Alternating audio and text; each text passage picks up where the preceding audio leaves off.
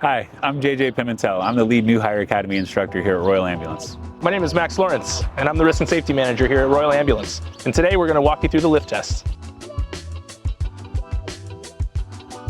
All right, so before we get into the lift test, let's just go over a couple ins and outs of this gurney, and then after that, I'll turn you guys loose. So the first thing is we'll go over the buttons. We have a negative button and we have a positive button. It's important to know what each one of those does. The negative button is gonna make the gurney smaller and bring the carriage up, as the positive button is gonna make the gurney bigger and it's gonna bring the carriage down. It's important to note a couple safety features. One is you wanna wait for your prompts. You don't wanna load or unload the gurney until we've told you to do so. Just remember to keep safety in your mind at all times. So protecting your lower back, making sure you have a firm grip on the gurney, engaging your core, and if you have any questions, make sure you're asking questions and not just making guesses, which can lead to injury. First step that I like to do whenever I'm loading this thing in the ambulance is we're gonna get close to the gurney.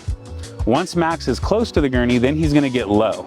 Once Max is low, then he can stand up, keeping his lower back straight, and you're also gonna notice that his arms are staying bent, because if his arms go straight, he's not gonna have the height that he needs to load this thing into the ambulance. So from here, the next step would be to come on over here, and we're gonna push the negative button to bring that carriage up. So Max is gonna go ahead and hit that button, and once it's all the way up, then I'll instruct him to go ahead and walk that thing into the ambulance, Max. Thank you. So now what Max is gonna do is he's gonna bring that gurney out, but it's important to remember what buttons we're gonna hit. So on the way out, remember it's that positive button. You're gonna get low, you're gonna stand up, and you're gonna come out nice and controlled. Once all four wheels have cleared the bumper, I will then instruct Max to go ahead and hit that positive button. Once it's gone down all the way, then we're gonna go ahead and set this thing down nice and safely, and that has concluded the lift test.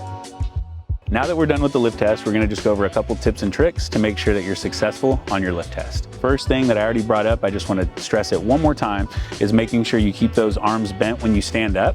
That way you get the height you want on that gurney when you're loading it in, so it goes in nice and smooth. A couple other things to keep in mind is always focus on your technique. If you're staying focused on your wide base, keeping your arms bent at 90 degrees, and lifting with your legs and not lifting with your back or your shoulders, it's gonna be a lot easier than you think it's gonna be. I've had a lot of different partners that different shapes and sizes that have been able to lift this no problem, as long as they're focusing on their technique. So keep that in mind and you'll be successful. And I know that just entering EMS in itself can be a kind of intimidating thing. So I know lift tests can be very intimidating, but it's just important to just follow the instructions that we give. If you have any questions, please feel free to ask, because like I said, we're here to just help you out so you enter the field feeling more confident.